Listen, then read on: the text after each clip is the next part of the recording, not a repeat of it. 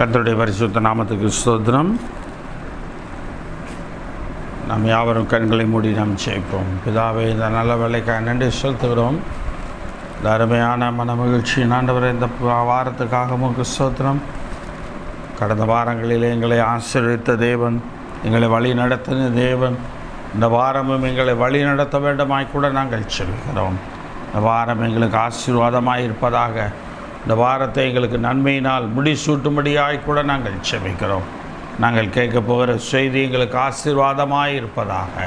இந்த செய்தி ஆண்டவரே எங்களை ஒரு புதிய பாத்திரமாக எங்களை வணைய கர்த்தர் எங்களுக்கு அனுக்கிரகம் பண்ண வேண்டுமாய் கூட நாங்கள் செபிக்கிறோம். கர்த்தருடைய சமூகத்தில் ஒப்பு கொடுக்கிறோம். இயேசுவின் நாமத்தில் செபிக்கிறோம் சிவனுள்ள பிதாவே, ஆமென். சங்கீதத்தின் புஸ்தகம் 134 அதிகாரம் 1 முதல் 4 வசனங்கள். சங்கீதத்தின் புஸ்தகம் 134 அதிகாரம் 1 முதல் 4 வசனங்கள். இதோ ராக்காலங்களில் கர்த்தருடைய ஆலயத்தில் நிற்கும் ஊழியக்காரரே, நீங்கள் எல்லோரும் கர்த்தரை துதியுங்கள், ஸ்தோத்தரியுங்கள். உங்கள் கைகளை பரிசுத்த ஸ்தலத்திற்கு நேராக ஏறெடுத்து கர்த்தரை ஸ்தோத்தரியுங்கள். வானத்தையும் பூமியும் உண்டாக்கின கர்த்தர் சியோனிலிருந்து உன்னை ஆசீர்வதிப்பாராக. ராக்காலங்களிலே கர்த்தருடைய ஆலயத்தில் இருக்கக்கூடிய ஊழியக்காரர்கள் கர்த்தரை ஸ்தோத்தரிக்க வேண்டும். அதே போல அவர்கள் தங்கள் பரிசுத்த கைகளை ஸ்தலத்துக்கு நேராக தங்கள் கைகளை ஏறெடுத்து கர்த்தரை ஸ்தோத்தரிக்க வேண்டும். ஏன் என்று சொன்னால், வானத்தையும் பூமியும் உண்டாக்கின கர்த்தர் சியோனிலிருந்து ஆசீர்வதிப்பாராக. கர்த்தர் சியோனிலிருந்து ஆசீர்வதிக்க வேண்டும். ஆக ராக்காலங்களிலே தேவன் நம்மை ஆசீர்வதிக்க வேண்டுமானால் கர்த்தருடைய நாமத்தை ராக்காலத்திலே நாம் ஸ்தோத்தரிக்க வேண்டும். ஏசாயா தீர்க்கதரிசியின் புஸ்தகம் 21 அதிகாரம் 11, 12 வசனங்களை நாம் பார்க்கிறோம். ஏசாயா 21, 11, 12.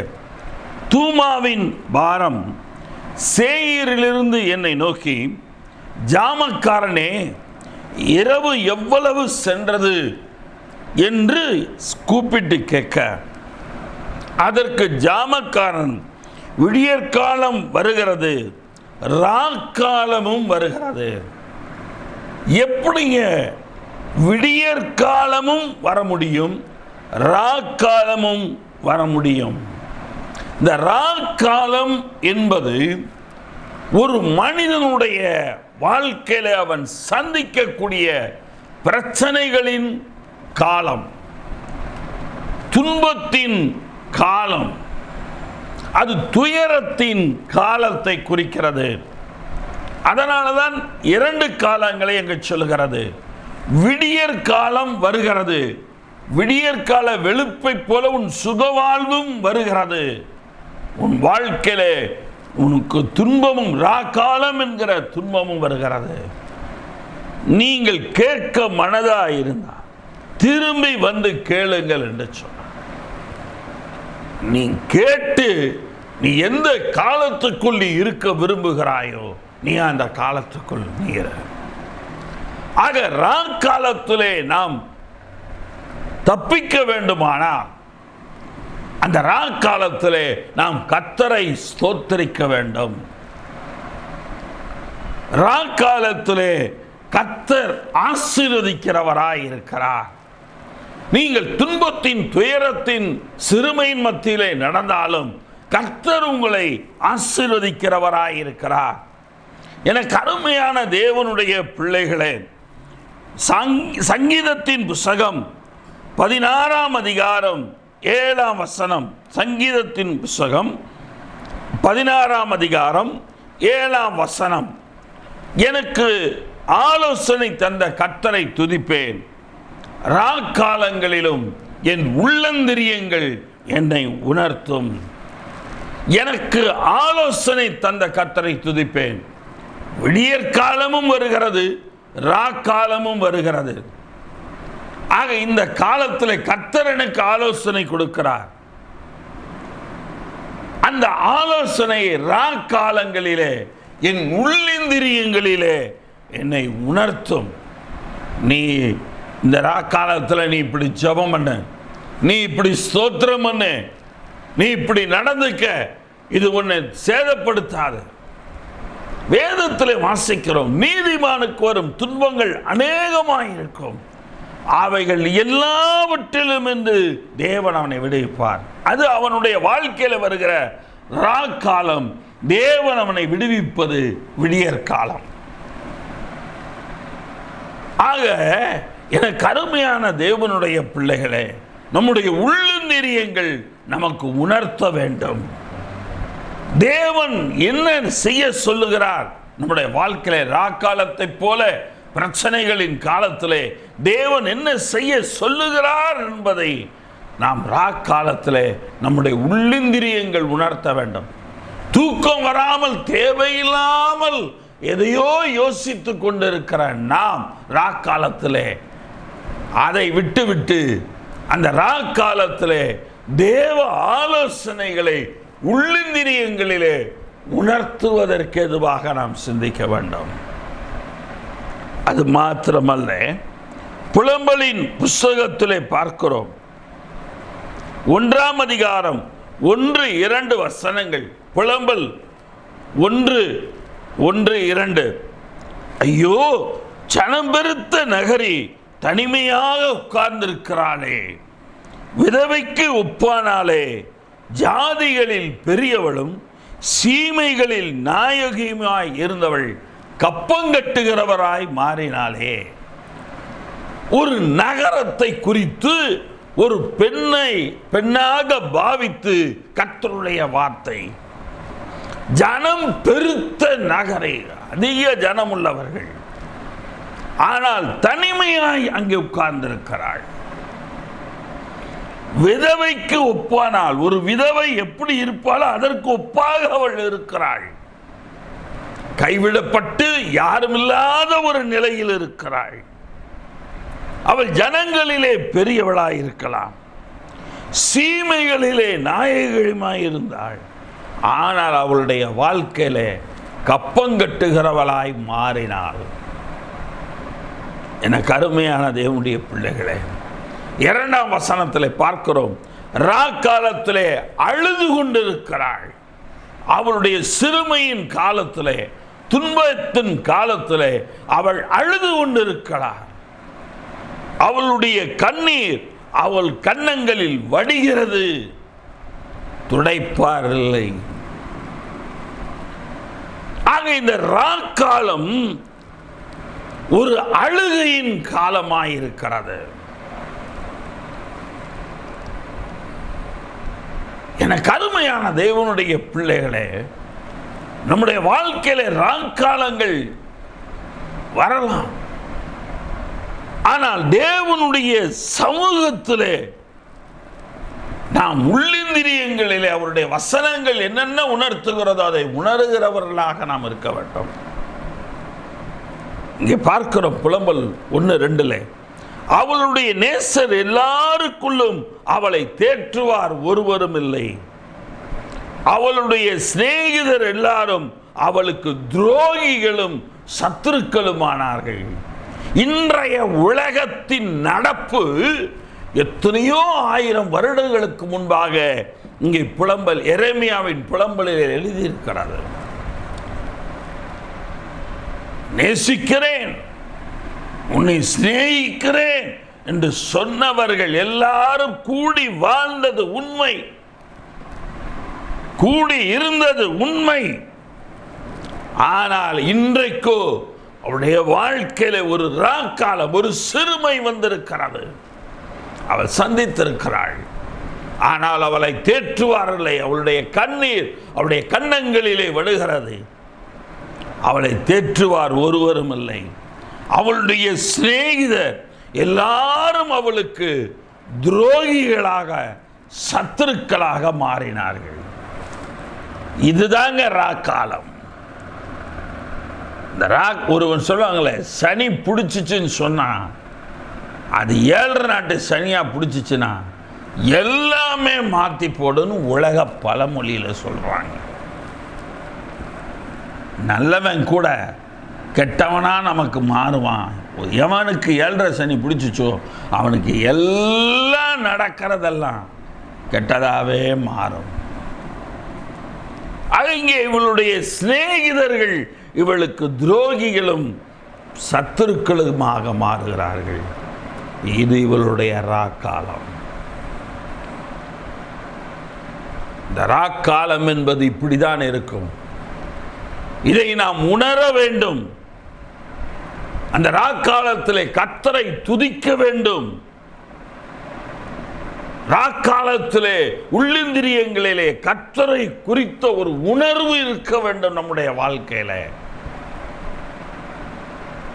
2 ராஜாக்களின் புத்தகம் 6ஆம் அதிகாரத்திலே ஒரு நிகழ்வை நாம் பார்க்கிறோம்.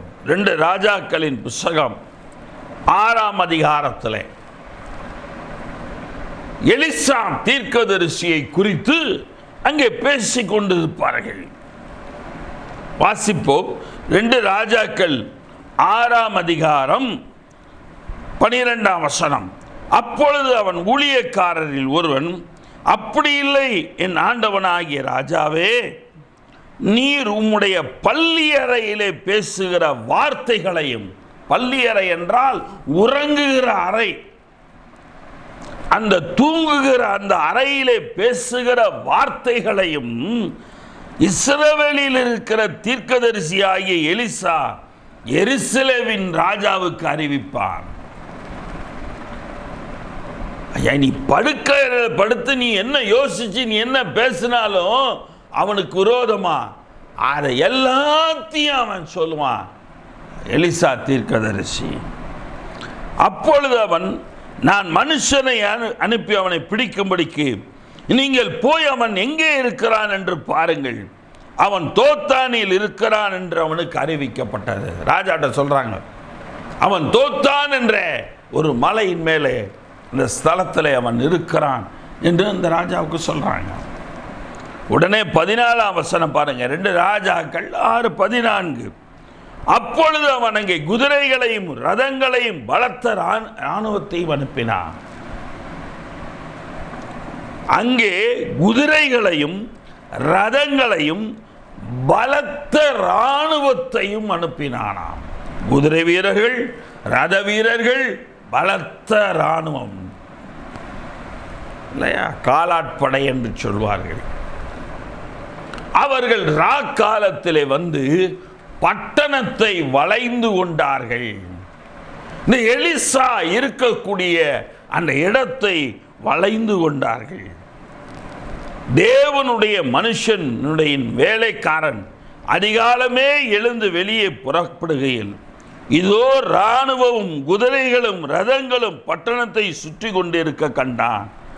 அப்பொழுது வேலைக்காரன் அவனை நோக்கி, ஐயோ ஆண்டவனே, என்ன செய்வோம் என்றான். தீர்க்கதரிசியினுடைய வேலைக்காரன் குடிசையில் தங்கியிருக்கிற இடத்திலிருந்து வெளியே வருகிறான். வந்து பார்க்கிறான், சுற்றிலும் எதிரிகளுடைய இராணுவம், ரதங்கள், குதிரை வீரர்கள் எல்லாரும் இருக்கிறார்கள். அது ராக்காலம். யாருக்கு? எலிசாவுக்கும் எலிசாவின் ஊழியக்காரனுக்கும். எலிசாவின் ஊழியக்காரன் சொல்லுகிறான், ஐயோ என் ஆண்டவனே, என்ன செய்வோம்? ஏன்? கர்த்தரை அவன் துதிக்கவில்லை.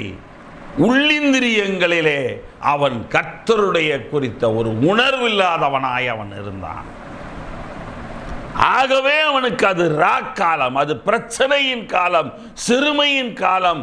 நாம் பிடிபட்டு விடுவோம், நாம் செத்து போய் விடுவோம் என்ற அந்த பயத்துக்குள் அவன் போய்விட்டான். வெளியே வருகிறான் எலிசா தீர்க்கதரிசி. அது அவனுக்கும் ராக்காலம்தான்.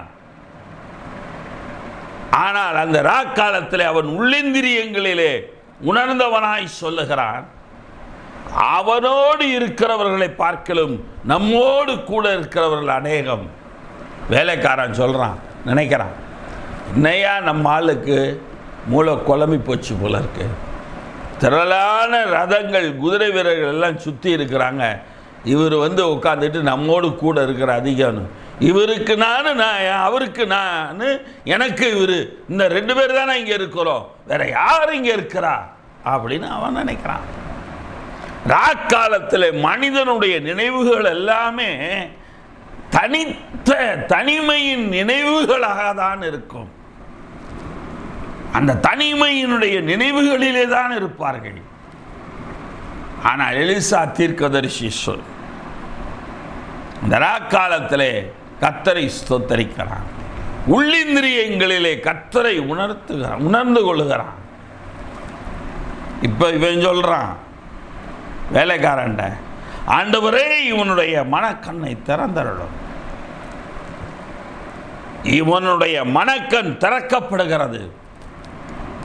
எலிசாவினுடைய வேலைக்காரனுடைய மனக்கண் திறக்கப்படுகிறது. நாம் தனிமையாய் இருக்கிறோம் என்று யார் எண்ணினானோ அவனுடைய மனக்கண் திறக்கப்படுகிறது. இப்ப பார்க்கிறான், அக்கினிமயமான குதிரை வீரர்கள் சுற்றிலும் இவர்களுக்கும் எதிரிகளுக்கும் இடையிலே இருக்கிறார்கள். கர்த்தருடைய பிரசன்னம் ராக்காலத்திலே இவர்களுக்கும் இவர்கள் எதிரிகளுக்கும் நடுவாக இருக்கிறது. ஒன்று மாத்திரம் மறந்து விடாதிருங்கள், உங்கள் உள்ளிந்திரியங்களிலே உணர்ந்து கொள்ளுங்கள். ராக்காலத்தை போல ஒருவேளை உங்களுடைய வாழ்க்கையில் ஒரு சூழல் இருக்கலாம். நீங்கள் பயந்து விட வேண்டாம். உங்களுக்கும் அந்த ராக்காலத்துக்கும் இடையிலே தேவனுடைய பிரசன்னம் இருக்கிறது. இந்த ராக்காலத்திலே தேவ பிரசன்னம் உங்களுக்குள் இருக்கிறது, உங்களை சுற்றிலும் இருக்கிறது. கர்த்தர் உங்களை சுற்றிலும் பாதுகாக்கிறார். ஆக ராக்காலங்களிலே கர்த்தரை ஸ்தோத்தரியுங்கள்.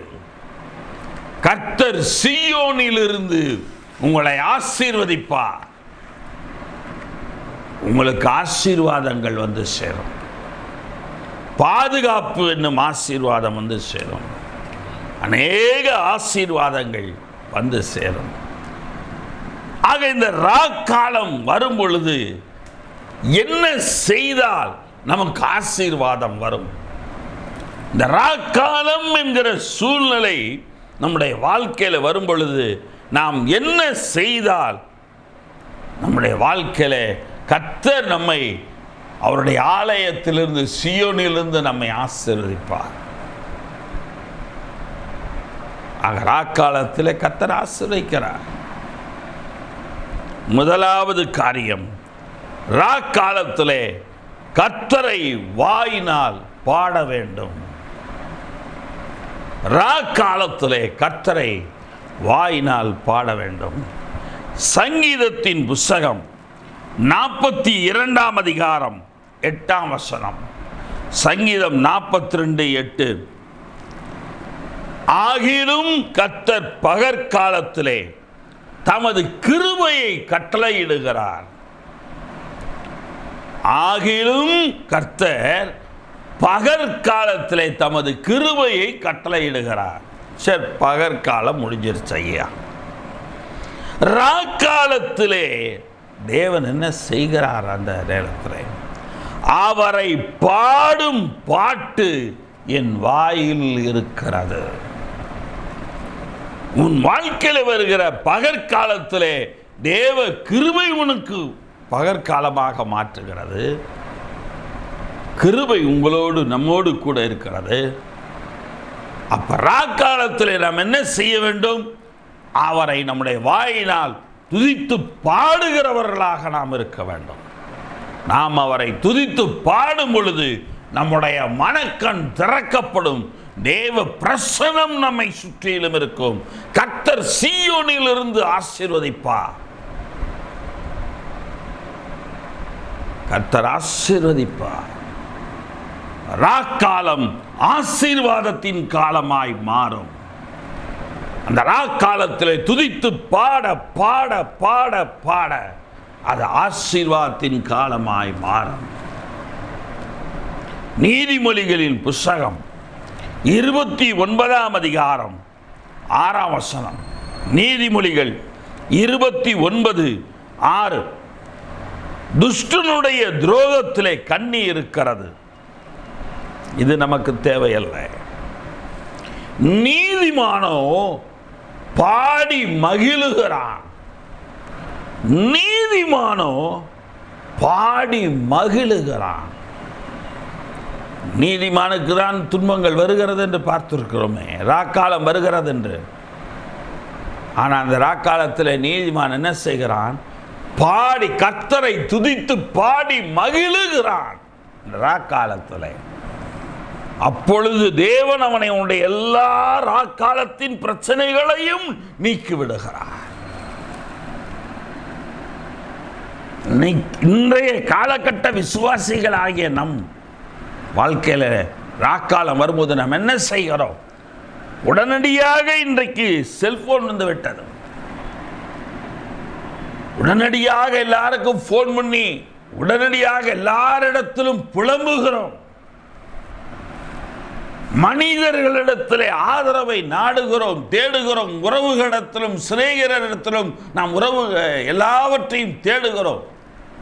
ஆனால் வேதத்திலே வாசித்தோம், புலம்பலிலே அவளை தேற்றுவார் ஒருவரும் இல்லை, எல்லாரும் அவளை பகைக்கிறவர்களாக மாறினார்கள், சத்துருக்களானார்கள் என்று பார்க்கிறோம் ராக்காலத்திலே. ஆனால் கர்த்தர் மாத்திரம்தான் ராக்காலத்திலே நம்மை ஆசீர்வதிக்கிறார். ராக்காலத்திலே சிநேகிதனிடத்திலே நம் சிறுமையை பகிர்ந்து கொள்வதை விட, உறவுகளிடத்திலே நம் சிறுமையை பகிர்ந்து கொள்வதை விட கர்த்தரை துதிப்பது நல்லது. கர்த்தரை துதிப்பது நல்லது. எனக்கு அருமையான தேவனுடைய பிள்ளைகளை, 2 நாளாகமத்தின் புஸ்தகம் 5 அதிகாரம் 13 வசனம். 2 நாளாகமம் 5:13-14. அவர்கள் ஒருமிக்க பூரிகைகளை ஊதி ஏக சத்தமாய் கர்த்தரை ஸ்தோத்தரித்து பாடினார்கள். கர்த்தரை துதித்து ஸ்தோத்தரித்து பாடினார்கள். ஆசாரியர் பரிசுத்த ஸ்தலத்திலிருந்து புறப்படுகையிலும் பாடகர்கள் பூரிகைகள், தாளங்கள், கீதவாதங்களுடைய சத்தத்தை தொனிக்க பண்ணி கர்த்தர் நல்லவர், அவர் கிருபை என்றும் உள்ளது என்று அவரை ஸ்தோத்தரிக்கையிலும் கர்த்தருடைய வீடாகிய தேவாலயம் மேகத்தினால் நிறையப்பட்டது. 14 வசனம். அந்த மேகத்தின் நிமித்தம் ஆசாரியர்கள் ஊழியம் செய்து நிற்கக்கூடாமல் போயிற்று. தேவனுடைய மகிமை தேவனுடைய ஆலயத்தை நிறைப்பெற்று கர்த்தரை துதித்து பாடும் பொழுது கர்த்தருடைய மகிமை அபரிமிதமாய் இறங்குகிறது. அபரிமிதமாய் நம்மேல் இறங்குகிறது. நாமே தேவனுடைய ஆலயமாய் இருக்கிறோம். நம்மேல் கர்த்தருடைய பிரசன்னம் இறங்குகிறது, மகிமை இறங்குகிறது. அந்த மகிமையின் சந்தோஷத்தை நாம் தாங்க முடியாத அளவுக்கு நமக்கு இருக்கும். எனக்கு அருமையான தேவனுடைய பிள்ளைகளே, சங்கீதக்காரன் 13 அதிகாரம் 6 வசனத்திலே பார்க்கிறோம். சங்கீதத்தின் புஸ்தகம் 13:6 கர்த்தர் எனக்கு நன்மை செய்தபடியால் அவரை பாடுவேன். கர்த்தர் எனக்கு நன்மை செய்தபடியால் அவரை நான் பாடுவேன் என்று சொல்லி சொல்கிறார். கர்த்தர் நன்மை செய்கிறார், அவரை பாட வேண்டும். ஏசாயா தீர்க்கதரிசியின் புஸ்தகம் 51 அதிகாரம் 11 வசனம்.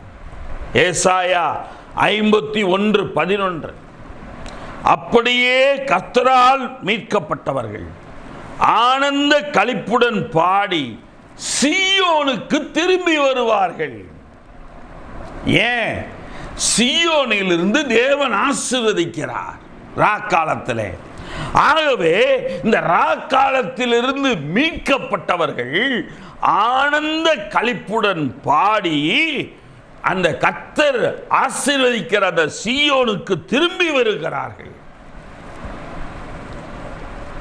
நித்திய மகிழ்ச்சி அவர்கள் தலையின் மேல் இருக்கும். சந்தோஷமும் மகிழ்ச்சியும் அடைவார்கள். சந்தோஷமும் மகிழ்ச்சியும் அடைவார்கள். சஞ்சலமும் தவிப்பும் ஓடிப்போம். சஞ்சலமும் தவிப்பும் ஓடிப்போம். ராக்காலமாகிய சஞ்சலம், ராக்காலத்தின் தவிப்பு ஓடி போய்விடும். கர்த்தரை பாட பாட சீயோனிலிருந்து கர்த்தர் ஆசீர்வதிக்க ஆசீர்வதிக்க ராக்காலத்தின் சஞ்சலமும் தவிப்பும் நம்மை விட்டு ஓடி போய்விடும். எனக்கு அருமையான தேவனுடைய பிள்ளைகளே, எரேமியா தீர்க்கதரிசியின் புத்தகம் 20:13. எரேமியா 20:13. கர்த்தரை பாடுங்கள், கர்த்தரை துதியுங்கள், அவர் எளியவனுடைய ஆத்துமாவை பொல்லாதவனுடைய கைக்கு தப்புவிக்கிறார். கர்த்தரை பாடுங்கள், கர்த்தரை துதியுங்கள், அவர் எளியவனுடைய ஆத்துமாவை பொல்லாதவர்களின் கைக்கு தப்புவிக்கிறார். கர்த்தரை பாட வேண்டும். அவர் எளியவனுடைய ஆத்துமாவை ராக்காலத்தின் அதிபதிகளாகிய பொல்லாதவர்களின் கைக்கு ராக்காலத்திலே நம்மை தப்புவிக்கிறார். அதனால தான் புதிய ஏற்பாட்டிலே 1 கொரிந்தியர் 14:15 சொல்லப்படுகிறது, நான் ஆவியோடும் பாடுவேன், நான் கருத்தோடும் பாடுவேன். நான் ஆவியோடும் பாடுவேன், நான் கருத்தோடும் பாடுவேன். ஏன் தெரியுமா? என்னை என் தேவன் என் ராக்காலமாகிய பொல்லாதவர்களை சூழ்ந்து வந்த காலத்திலே அவர்கள் கைக்கு என்னை கர்த்தர் தப்புவித்தார்.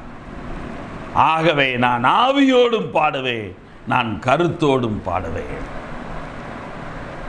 உங்களுடைய வாழ்க்கையில் ராக்காலம் இருக்கலாம், சஞ்சலமும் தவிப்பும் என்கிற ராக்காலம் இருக்கலாம், பொல்லாதவர்கள் சூழ்ந்திருக்கிற ராக்காலம் இருக்கலாம். நீங்கள் ஆவியோடு பாடுங்கள், கருத்தோடு பாடுங்கள், கர்த்தர் உங்களை ஆசீர்வதிப்பார். எனக்கு அருமையான தேவனுடைய பிள்ளையே, சங்கீதத்தின் புத்தகம் 96:1. சங்கீதம் 96:1-2.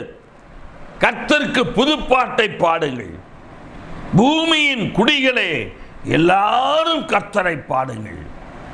கர்த்தரை பாடி அவருடைய நாமத்தை ஸ்தோத்தரித்து நாளுக்கு நாள் அவருடைய இரட்சிப்பை சுவிசேஷமாய் அறிவியுங்கள். கர்த்தருக்கு புது பாட்டை பாடியா ஓ ராக்காலத்தை கர்த்தர் மாற்றுகிறார். கர்த்தரை பாடி அவரை ஸ்தோத்தரித்து அவர் நாளுக்கு நாள் உங்களுக்கு சியோனிலிருந்து ஆசீர்வதித்து உங்களுக்கு செய்கிற அந்த இரட்சிப்பை எல்லாருக்கும் சாட்சியாக நீங்கள் சொல்லுங்கள். தேவன் உங்களை சாட்சியாக நிறுத்துவார். 2 நாளாகமத்தின் புத்தகம் 20 நீங்கள் வாசித்து பாருங்கள். 2 நாளாகமம் 20 யோசபாத் ராஜா அங்கே இருப்பான். இந்த யோசபாத் ராஜாவுக்கு விரோதமாக 3 விதமான ஜனங்கள் யுத்தம் செய்ய வந்து அவனுக்கு விரோதமாக சூழ்ந்திருப்பார்கள். யார் யார் என்று சொன்னால், அம்மோன் புத்திரரும் மோவாபியரும் சேயீர் மலை தேசத்தார். அம்மோன் புத்திரர், மோவாபியர், சேயீர் மலை தேசத்தார். இவர்கள் எல்லாரும் யோசபாத்துக்கு விரோதமாக, அந்த யூத ஜனங்களுக்கு விரோதமாக வந்து பட்டணத்தை சூழ்ந்திருப்பார்கள்.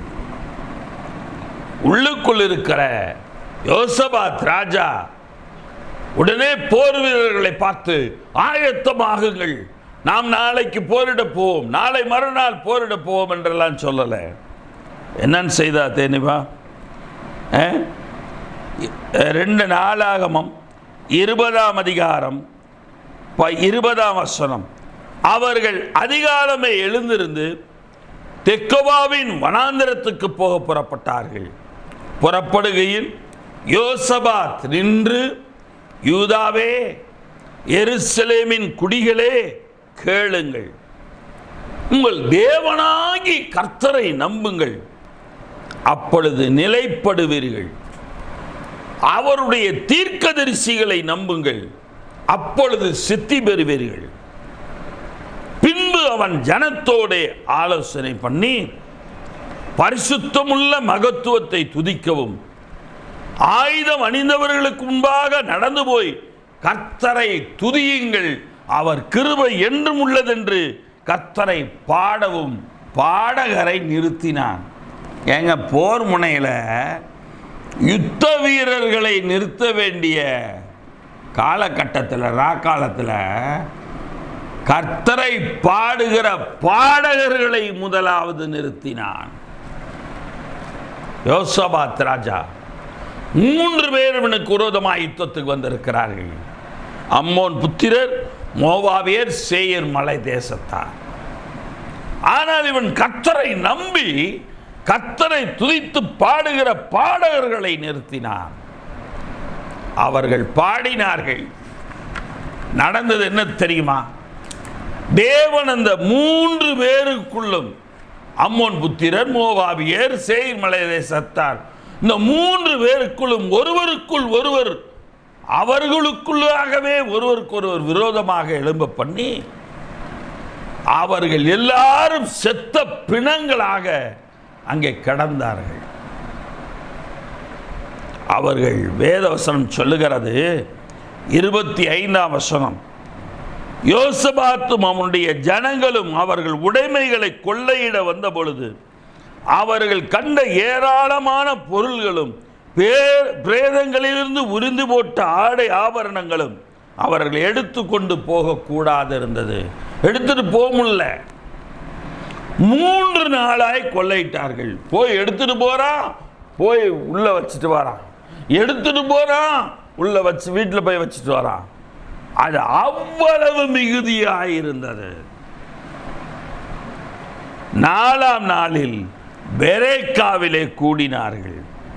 அங்கே கர்த்தருக்கு ஸ்தோத்திரம் செலுத்தினார்கள். ஆதலால் அவ்விடத்திற்கு இந்நாள் வரைக்கும் இருக்கிறபடி பெரேக்கா என்னும் பெயர் தரித்தார்கள். உங்களுடைய வாழ்க்கையில் இந்த செய்தி கேட்கிற இந்த நாள் பெரேக்காவாக இருக்கட்டும். உங்களுக்கு விரோதமாய் எத்தனை பேர் கூடி உங்களுக்கு விரோதமாய் பேசினாலும் சரி, எவ்வளவோ பேசினாலும், என்னென்ன உங்களுக்கு விரோதமாய் சிந்தித்து ஆலோசனை பண்ணினாலும் அதை குறித்து கவலைப்படாதீர்கள். கர்த்தரை துதித்து பாடுங்கள். கர்த்தர் அவர்களுக்குள்ளாரே அவர்கள் வினையை தீர்ப்பார். நீங்கள் அவர்களுடையதை கொள்ளையிடுவீர்கள். உங்களுடைய வாழ்க்கை ஒரு பெரேக்காவின் இடமாக மாறும். நீங்கள் இருக்கிற இடம் ஒரு பெரேக்காவாக மாறும். ஆக ராக்காலத்தில் முதலாவது துதித்து பாடுங்கள். கர்த்தர் சீயோனிலிருந்து உங்களை ஆசீர்வதிப்பார். உங்கள் இடம் பெரேக்காவாக மாறும். 2வது காரியம், ராக்காலத்தில் கர்த்தர் இருதயத்தை விசாரிப்பார். ராக்காலத்திலே கர்த்தர் இருதயத்தை விசாரிக்கிறார். சங்கீதத்தின் புத்தகம் 17ஆம் அதிகாரம் 3ஆம் வசனம். சங்கீதம் 17:3. தேவரீர் என் இருதயத்தை பரிசோதித்து ராக்காலத்தில் அதை விசாரித்து என்னை புடவிட்டு பார்த்தும் ஒன்றும் காணாதிருக்கிறீர். என் வாய் மீறாதபடிக்கு தீர்மானம் பண்ணினேன். காலத்திலே கர்த்தர் நம்மை விசாரிக்கிறார். நாம் என்ன தெரியுமா செய்யணும்? காலத்தில் வாய் மீறாதபடிக்கு தீர்மானம் பண்ணணும். தேவையில்லாதது அறிக்கையிடாதீங்க, அவிசுவாசமா அறிக்கையிடாதீங்க, நம்பிக்கை இல்லாம வாழாதீங்க.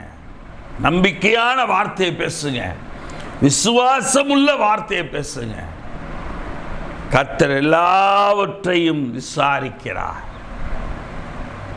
கர்த்தர் எல்லாவற்றையும் விசாரிக்கிறார். ஒரு மருத்துவரிடத்தில் வியாதி பலவீனம் சுகவீனத்தோடு போகிறோம். மருத்துவர் கேட்கிறார், என்ன செய்கிறது உங்களுக்கு? காய்ச்சல் அடிக்கிறது. எத்தனை நாளாக இருக்கு? 2 நாளாக இருக்கு டாக்டர். என்னாச்சு? தண்ணி எதுவும் மாற்றி குடிச்சிங்களா? இல்லை டாக்டர், மழையில் நனைஞ்சேன். அல்லது தண்ணி நான் மாற்றி குடித்தேன், வெளியூர் போயிருந்தேன், தண்ணி மாற்றி குடித்தேன், அதெல்லாம் தொண்டை கரகரப்பாச்சு, இப்போ காய்ச்சல் வந்துருச்சு. சரி, மருந்து எழுதி கொடுக்கிறார். 2 நாட்கள் சரியாகவில்லை. மறுபடியும் போகிறோம். இந்த காய்ச்சல் வந்து எத்தனை நாள் ஆச்சு? 5 நாள் ஆச்சு. சரி, ஒரு பிளட் டெஸ்ட் பண்ணி பாருங்க. அந்த பிளட் டெஸ்டில் பார்க்கிறார், ஏதாவது வைரஸ் கிருமி தாக்கி இருக்கிறதா என்று. ஒன்று தாக்கலை. ஒருவேளை தாக்கி இருந்தால் அதற்குரிய மருந்தை அங்கே கொடுப்பார். விசாரிக்கிறார் மருத்துவர், ஏன் அந்த வியாதி வந்தது? வயிற்று வலி. ஏன் அந்த வயிற்று வலி வந்தது? என்ன சாப்பிட்டீர்கள்? Food poison. ஆகவே இதை சாப்பிடுங்கள், இந்த மருந்தை சாப்பிடுங்கள், எல்லாம் சரியாகிவிடும். ஒரு 2 நாட்களிலே எல்லாம் சரியாகிவிடும். ஆக எல்லாவற்றையும் மனிதன் விசாரிக்கிறான். இந்த விசாரிப்பே கர்த்தரிடத்திலிருந்து கற்றதுதான். கர்த்தர் விசாரிக்கிறார். அருமையான தேவனுடைய பிள்ளைகளே, உபாகமத்தின் புத்தகம் 6ஆம் அதிகாரம் 5ஆம் வசனம். உபாகமம் 6:5-6. நீ உன் தேவனாகிய கர்த்தரிடத்தில் உன் முழு இருதயத்தோடும் உன் முழு ஆத்மாவோடும் உன் முழு பலத்தோடும் அன்பு கூறுவாயாக. காலத்திலே நீ உன் தேவனாகிய கர்த்தரிடத்தில் உன் முழு இருதயத்தோடும் நீ உன் முழு ஆத்மாவோடும் உன் முழு பலத்தோடும் அன்பு கூறுவாயாக. இன்று நான் உனக்கு கட்டளையிடுகிற இந்த வார்த்தைகள் உன் இருதயத்தில் இருக்க கடவது. கர்த்தருடைய வார்த்தை தான் காலத்திலே நம்முடைய இருதயத்தில் இருக்க வேண்டுமே ஒழிய, காலத்திலே நம்முடைய இருதயத்தில் தேவையற்ற பயம், தேவையற்ற கலக்கம், தேவையற்ற சிந்தை இருக்கக்கூடாது. அது நல்லதல்ல. நம்முடைய சரீரத்தை பலவீனப்படுத்தும், நம்முடைய ஆத்மாவை பலவீனப்படுத்தும், நம்முடைய ஆவியை சோர்வுக்குள்ளாகும். ஆக தேவனுடைய வார்த்தையை இருதயத்தில் வைக்க வேண்டும். காலத்திலே எனக்கு அருமையான தேவனுடைய பிள்ளை, அதை தான் அவர் சொல்லுகிறார் 7ஆம் வசனத்திலே. நீ அவைகளை உன் பிள்ளைகளுக்கு கருத்தாய் போதித்து, நீ உன் வீட்டில் உட்கார்ந்திருக்கிற போதும், வழியில் நடக்கிற போதும், படுத்து கொள்ளுகிற போதும், எழுந்திருக்கிற போதும் அவைகளை குறித்து பேசி அவைகளை உன் கையின் மேல் அடையாளமாக கட்டிக்கொள்வாயாக. அவைகள் உன் கண்களுக்கு நடுவே ஞாபகக்குறியாய் இருக்க கடவது. கர்த்தருடைய வார்த்தைகள் ஞாபகக்குறியாக நமக்கு எப்போதும் இருக்க வேண்டும். நமக்கு ஒரு அடையாளமாக அது இருக்க வேண்டும். அவைகளை உன் வீட்டு நிலைகளிலும் உன் வாசல்களிலும் எழுதுவாயாக. ஏங்க, ராக்காலம் வருது. அந்த வசனத்தை பார்க்கும்போது, வீட்டை விட்டு வெளியே போகும்போது வசனத்தை படிக்கிறேன் சார், பயமெல்லாம் போயிடும். கர்த்தர் கூட இருக்கிறார். கர்த்தர் சீயோனிலிருந்து ஆசீர்வதிப்பார். நான் போற காரியம் வாய்க்கும். கர்த்தருக்கு சோதரம். வெளியில போயிட்டு வரோம், நான் போன காரியத்திலே கர்த்தர் ஆசீர்வதித்தார். கர்த்தருக்கு ஸ்தோத்திரம். நான் போன காரியத்தில் இப்பொழுது அது நடக்கவில்லை, ஆனால் கர்த்தர் ஏற்ற காலத்தில் இதை தீவிரமாய் நடப்பிப்பார். அந்த வசனத்தை நாம் உள்ளத்தில் வைத்திருப்போமானால், அடையாளமாக வைத்திருப்போமானால், அது நம்மை ஆசீர்வாதத்துக்குள்ளாக நடத்தும். நம்மை ஆசீர்வாதத்துக்குள்ளாக நடக்கும். எனக்கு அருமையான தேவனுடைய பிள்ளைகளை, 1 சாமுவேலின் புஸ்தகம் 14ஆம் அதிகாரத்தை நீங்கள் வாசித்து பாருங்கள். 1 சாமுவேல் 14ஆம் அதிகாரம் நீங்கள் வாசித்து பாருங்கள்.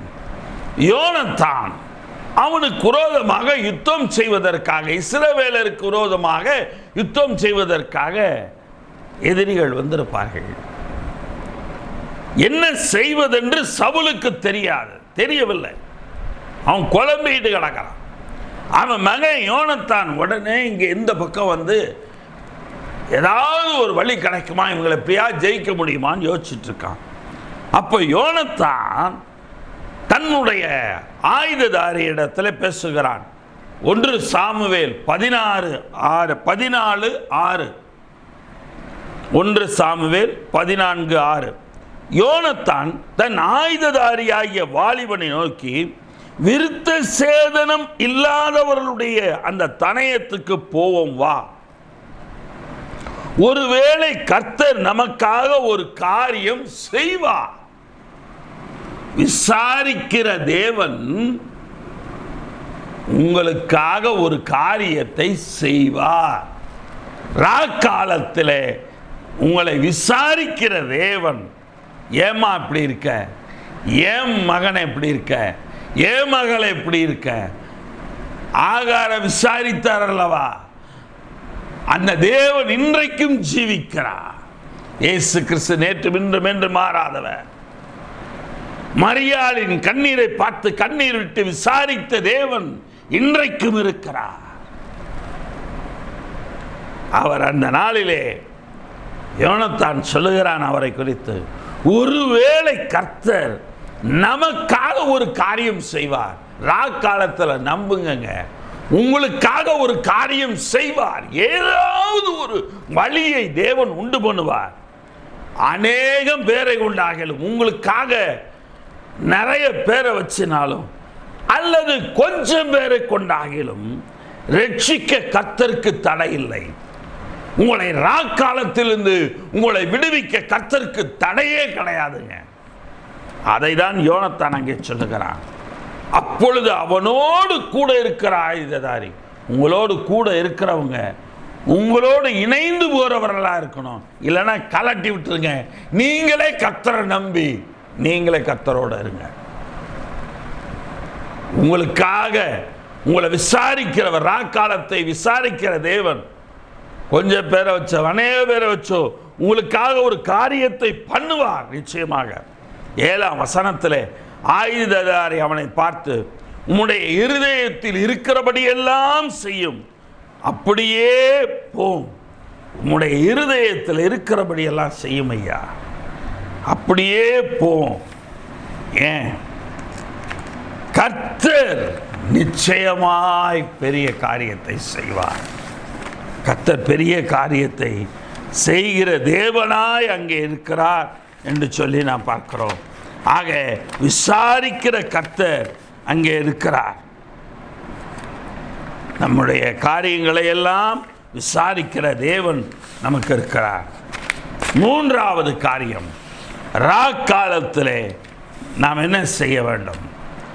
ராக்காலத்திலே கர்த்தர் நாமத்தை நினைக்க வேண்டும். கடைசி காரியம், ராக்காலம் என்கிற ஒரு சிறுமை பிரச்சனை போராட்டத்தின் காலத்திலே நாம் கர்த்தரை நினைக்க வேண்டும். சங்கீதத்தின் புத்தகம் 119ஆம் அதிகாரம் 55ஆம் வசனம், கர்த்தாவே ராக்காலத்தில் உமது நாமத்தை நினைத்து. ராக்காலத்தில் என்ன நினைக்கிறானா? கர்த்தருடைய நாமத்தை நினைத்து உமது வேதத்தை கைக்கொள்ளுகிறேன். கர்த்தருடைய நாமத்தை நாம் நினைக்கும் பொழுது, இந்த வேதத்தில் இந்த நாமத்தை நாம் எங்கேயோ யாருடைய வாழ்க்கையில் பயன்படுத்தப்பட்டதே அன்று வாசிப்போம். கர்த்தருடைய நாமம் எத்தனையோ உண்டு. சேனைகளின் கர்த்தர், யெகோவா தேவன், இருக்கிறவராகவே இருக்கிறவர், இம்மானுவேல், ஆலோசனை கர்த்தா, சமாதான பிரபு, இப்படி எத்தனையோ இருக்கிறது அவருடைய நாமம். அவருடைய நாமத்தை நினைத்து வேதத்தை கை கொள்ளுங்கள். சங்கீதத்தின் புஸ்தகம் 5ஆம் அதிகாரம் 11ஆம் வசனம், சங்கீதம் 5:11, உம்மை நம்புகிறவர்கள் யாவரும் சந்தோஷித்து, உம்மை நம்புகிறவர்கள் யாவரும் சந்தோஷித்து எந்நாளும் கெம்பீரிப்பார்களாக. நீர் அவர்களை காப்பாற்றுவேன். உம்முடைய நாமத்தை நேசிக்கிறவர்கள் உம்மில் களிகூறுவார்களாக. உமது நாமத்தை நேசிக்கிறவர்கள் உம்மில் களிகூறுவார்களாக. ஏன்? அவரை நம்புகிறவர்களே சந்தோஷிக்கிறாங்க, கம்பீரிப்பாங்க. அவங்கள கர்த்தர் காப்பாற்றார். ஏன் அவங்க சந்தோஷப்படுறாங்க? ஏன் அவங்க கம்பீரிக்கிறாங்க? கர்த்தர் ராக்காலத்தில் அவங்கள காப்பாற்றுறாரு. எதனால ராக்காலத்தில் காப்பாற்றுறாரு? ராக்காலத்தில் கர்த்தருடைய நாமத்தை நினைக்கிறாங்க, கர்த்தருடைய நாமத்தை நேசிக்கிறாங்க. நேசிக்கிறவன் தான் ராக்காலத்தில் பிரச்சனை நேரத்தில் மனுஷன் இவனை கூப்பிடலாமா, இவர்களை கூப்பிடலாமா, இவங்களை கூப்பிடலாமா? முதல் கர்த்தரை கூப்பிடுங்க. முதல் கர்த்தருடைய நாமத்தை கூப்பிடுங்க. இங்கே பார்க்கிறோம், உமது நாமத்தை நேசிக்கிறவர்கள் உம்மில் களிகூறுவார்களாக. உங்களுடைய களிகூறுதல் மனுஷன் கையில் இல்லைங்க, உங்கள் சிநேகிதன் கையில் இல்லை, உங்கள் உறவின் கையில் இல்லை. உங்களுடைய கர்த்தர் உங்களை அழைத்த உங்கள் தாயின் கருவிலே நீங்கள் உருவாக உன்னமே உங்களை தெரிந்து கொண்டு உங்களை நாமம் தரிப்பித்த தேவன், அவருடைய நாமத்தை நீங்கள் களிகூறுங்க. கர்த்தர் பெரிய காரியங்களை, அவருடைய நாமத்தை நேசிங்க. மனுஷனை நேசிப்பதை விட கர்த்தருடைய நாமத்தை நேசிப்பதை முதன்மையாக வையுங்கள். கர்த்தர் பெரிய காரியங்களை செய்வார். சங்கீதத்தின் புஸ்தகம் 48ஆம் அதிகாரம் 10ஆம் வசனம், சங்கீதம் 48:10, தேவனே உமது நாமம் விளங்குகிறது போல உமது புகழ்ச்சியும் உமது பூமியின் கடையாந்திரங்கள் பரியந்தமும் விளங்குகிறது. தேவனே உமது நாமம் விளங்குகிறது போல, அப்ப அந்த நாமம் கிரியை செய்கிறது போல இல்லையா? இம்மானுவேல், இம்மானுவேல் என்று பெயரிடுவாயாக. இம்மானுவேல் என்பதற்கு தேவன் நம்மோடு இருக்கிறார் என்று பொருள்.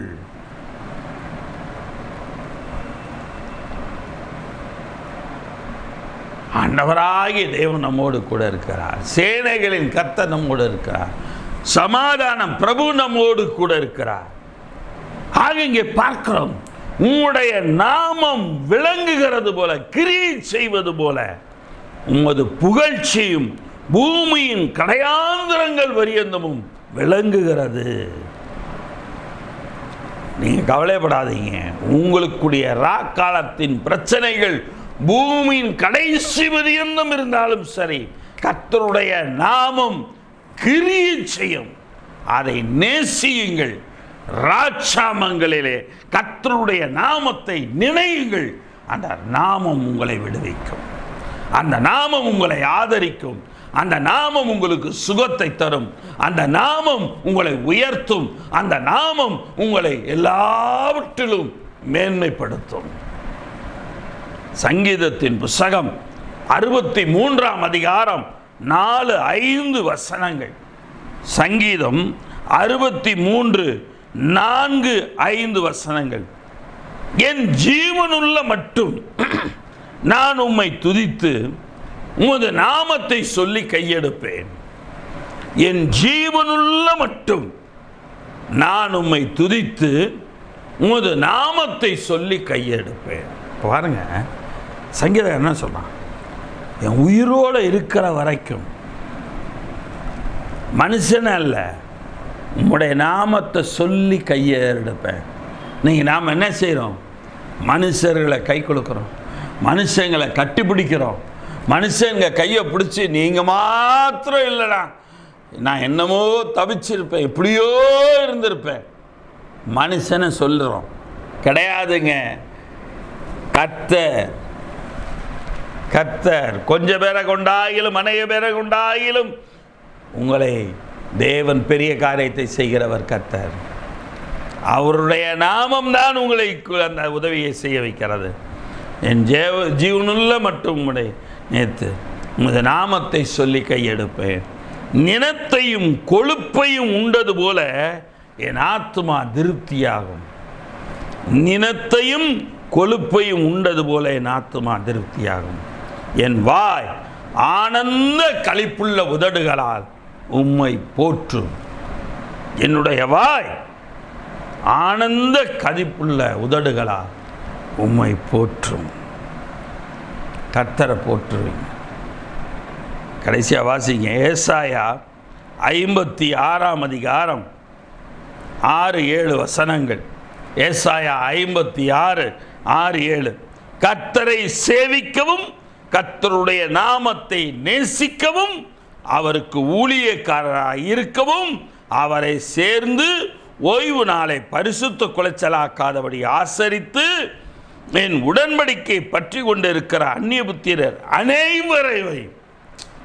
கர்த்தரை தேடாதவங்க கர்த்தரை அறிந்திருந்தா கூட போதும், அவங்க கர்த்தருடைய நாமத்தை நேசித்தா கூட போதும், அவங்கள எல்லாரையும் அனைவரையும் என்ன செய்கிறாராம்?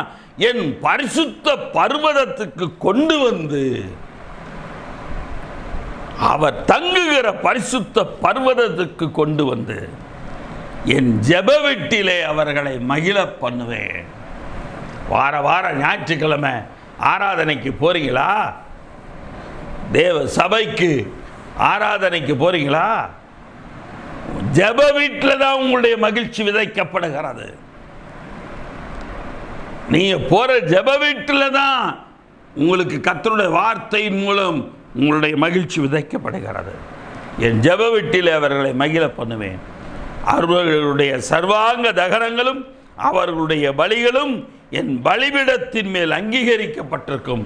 நீங்க செலுத்துகிற ஸ்தோத்திரங்கள் அந்த ஜெப வீட்டுக்கு போய் அந்த சபையில் போய் நீங்கள் கர்த்தரை ஸ்தோத்தரிக்கிற அந்த ஸ்தோத்திரங்களும் நீங்கள் கொடுக்குற காணிக்கைகளும் அவருடைய பலிபீடமாகிய பீடத்தில் அங்கீகரிக்கப்படும்.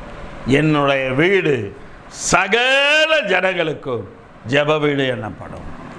அவருடைய வீடு சகல ஜனங்களுக்கும் ஜெப வீடு எனப்படும். காலத்திலே அந்த ஜெப வீடு கர்த்தருடைய நாமம் சிறந்ததாக இருக்கும். ஆக காலத்திலே கர்த்தர் சீயோனிலிருந்து ஆசீர்வதிக்கிறார், அவருடைய ஜெப வீட்டிலிருந்து ஆசீர்வதிக்கிறார், பரிசுத்த பர்வதத்திலிருந்து ஆசீர்வதிக்கிறார். ஆக காலமாகிய உங்களுடைய வாழ்க்கையில் சிறுமை, பிரச்சனை, துன்பம், துயரம், தடைபடுதல், எந்த விதமான காரியமாக இருந்தாலும் எல்லாவற்றிலும் நீங்கள் இந்த காலத்தில் கர்த்தரை நீங்கள் துதியுங்கள். கர்த்தர் பெரிய காரியங்களை செய்வார். கர்த்தரை ஸ்தோத்தரியுங்கள். கர்த்தர் உங்களை சீயோனிலிருந்து ஆசீர்வதிப்பார். அதோடு கூட மாத்திரமல்ல, காலத்தில் கர்த்தரை உங்கள் வாயினால் பாடுங்கள். பாடும் பொழுது உங்கள் சத்துருக்கள் நிர்மூலமாவார்கள். அது மாத்திரமல்ல, காலத்தில் கர்த்தர் உங்கள் இருதயத்தை விசாரிக்கிறபடினால் உங்கள் வாய் மீறாதபடி தீர்மானம் பண்ணுங்க. காலத்தில் என் தலையெழுத்து நான் இதெல்லாம் பார்க்கணும்னு எனக்கு எழுதி வச்சிருக்கு. யாருக்கும் எந்த தீமை காணணும்னு கர்த்தர் எழுதி வைக்கலாங்க. தலையெழுத்து என்ற வார்த்தையெல்லாம் மனுஷன் கண்டுபிடிச்சது. கர்த்தர் உங்களுக்கென்று ஒரு நாமத்தை தாயின் கருவிலே உருவாகும் முன்னமே உங்களுக்கு ஒரு நல்ல பேரை வச்சிருக்கிறார். கர்த்தர் உங்களை ஆசீர்வதிப்பார். ஆக ராக்காலத்தில் கர்த்தர் உங்களை விசாரிக்கிறார். உங்கள் வாய் மீறாதபடி தீர்மானம் பண்ணுங்க. ராக்காலத்தில் தேவையில்லாத அவிசுவாசமான நம்பிக்கையில்லாத வார்த்தை பேசாதபடிக்கு தீர்மானம் பண்ணுங்க. மூன்றாவது, ராக்காலத்தில் கர்த்தருடைய நாமத்தை நினையுங்க. கர்த்தருடைய நாமம் உங்களை ஜெப வீட்டுக்கு கொண்டு போகும். ஜெப வீட்டிலே, சியோனிலே உங்களை கர்த்தர் ஆசீர்வதிப்பார். பிதாவை நல்ல வேலைக்கு நன்றி செலுத்துகிறோம். இந்த செய்தி கேட்ட நம்முடைய பிள்ளைகள் ஒவ்வொருவரையும் ஆசீர்வதிப்பா. நம்முடைய பிள்ளைகள் ஒவ்வொருடைய வாழ்க்கையிலும் இருக்கிற அந்த ராக்காலங்களாகிய இந்த பிரச்சனைகள், தடைகள், போராட்டங்கள், ஆண்டவரே என்னென்ன காரியங்கள் இருக்கிறதோ, பலவீனங்கள், சுகவீனங்கள் என்று என்னென்ன ராக்காலத்தில் இருக்கிறதோ அவை எல்லாவற்றையும் நீர் மாற்றி போடும். அந்த ராக்காலத்தில் நம்முடைய பிள்ளைகள் ஸ்தோத்தரிக்கும் பொழுது, உம்மை நோக்கி பாடும் பொழுது, ஆண்டவரே நீர் அவர்களை விசாரிக்கிற தேவன். அவர்கள் அவிசுவாசமாய், அவநம்பிக்கையாய், அவர் வாய்கள் மீறாதபடி தீர்மானம் அவர்கள் ராக்காலத்தில் ஏறெடுக்கும் பொழுது கர்த்தர் அவருடைய தீர்மானத்தை அங்கீகரித்து அவர்கள் உம்முடைய நாமத்தை துதிக்கும் பொழுது, உம்முடைய நாமத்தை நினைக்கும் பொழுது அவர்களை உம்முடைய ஜெப வீட்டில், அவங்க சபைகளிலே அவங்க போகும் பொழுது அங்கிருந்து அவர்களை நீர் ஆசீர்வதிப்பீராக. கர்த்தர் நீர் ஆசீர்வதியும். காலங்களை மாற்றும், நேரங்களை மாற்றும், சூழ்நிலைகளை மாற்றும். எல்லா நன்மைகளும் கூடி வரட்டும். ராக்காலம் விலகட்டும், விடியற்காலம் வரட்டும். விடியற்கால வெளுப்பை போல உம்முடைய பிள்ளைகளுடைய வாழ்க்கையிலே சுகவாழ்வு இப்பொழுது முதல் துளிர்ப்பதாக. கர்த்தர் நீர் ஆசீர்வதியும். துதிகன மகிமையெல்லாம் உமக்கே எடுக்கிறோம். கர்த்தர் ரட்சகர் பெருமான இயேசுவின் ஜெபிக்கிறோம் ஜீவனுள்ள பிதாவே. என் ஆத்துமாவே கர்த்தரை ஸ்தோத்திரி, என் முழுவதுமே பரிசுத்த நாமத்தை ஸ்தோத்திரி. என் ஆத்துமாவே கர்த்தரை ஸ்தோத்திரி. கர்த்தர் செய்த சகல உபகாரங்களையும் மறவாதே. ஆமென். நம்முடைய கர்த்தராகிய இயேசு கிறிஸ்துவினுடைய கிருபையும், பிதாவாகிய தேவனுடைய அன்பும், பரிசுத்த ஆவியினுடைய வழிநடத்தலும், பக்கபலமும், பாதுகாப்பும், அவருடைய வழிநடத்துதலும், அவருடைய ஆசீர்வாதம் இன்றும் என்றும் சதா காலங்களும் ராக்காலங்களிலும் நம்மோடு இருப்பதாக. ஆமென், ஆமென், ஆமென். கர்த்தர் உங்களை ஆசீர்வதிப்பார். ராக்காலம் இருக்கலாம். இந்த 3 குறிப்புகளை நினையுங்கள். கர்த்தரை நினையுங்கள். கர்த்தர் அவருடைய ஜெபவீடாகிய சீயோனிலிருந்து உங்களை ஆசீர்வதிப்பார். ஆமென். கர்த்தர் உங்களை ஆசீர்வதிப்பார்.